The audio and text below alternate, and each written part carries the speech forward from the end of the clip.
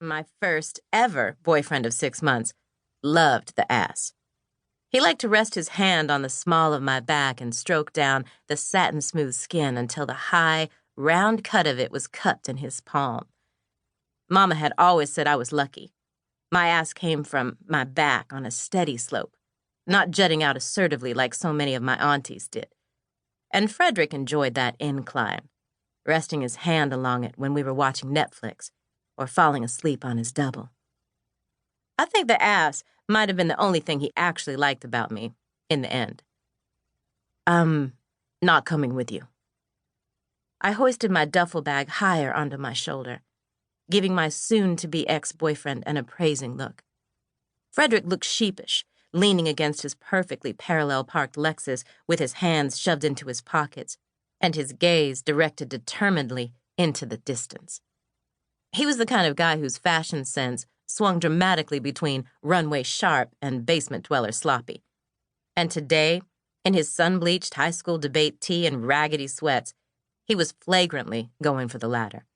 It was an outfit barely acceptable for bed, let alone for meeting my judgmental Ghanaian parents. I still remembered what he'd worn on our first date. A blue blazer, starched white button-down, gray slacks. That outfit paired with his sculpted frame, even brown skin, and thick-rimmed glasses, oof, he'd looked good enough to eat. I'd taken one look at him, thought, oh, you'll do, and praised the geniuses behind the Hinge app algorithm for bringing his existence to my attention.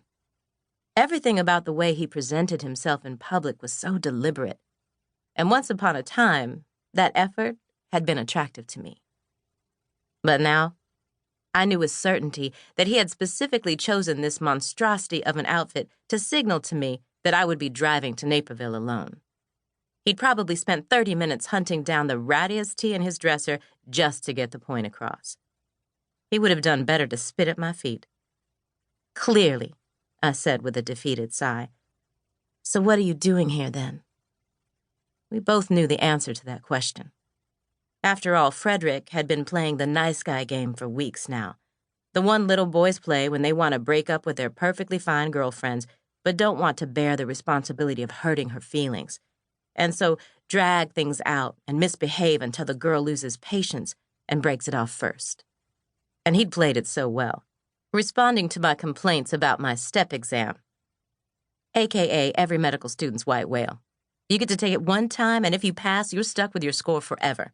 You can retake it if you fail, but that doesn't look great on your application. Mess up and you can kiss your dreams of being an orthopedic surgeon goodbye. No pressure, right?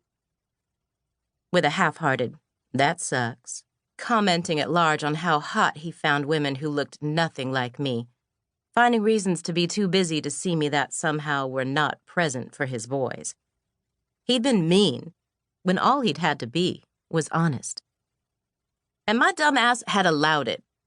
I'd convinced myself that I was being oversensitive, that I needed to give him space, that he didn't owe me the commitment he'd promised me. And because of my own negligence, Frederick was going to end us in the cruelest way possible. Not that he thought he was being cruel. Knowing Frederick, he probably figured that dumping a girl an hour and a half before meeting her parents was being magnanimous.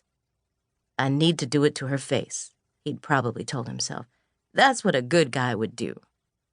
Even now, his expression was tortured, like someone was slowly driving a screw into his back, as if the burden of dumping me was one he was brave to bear.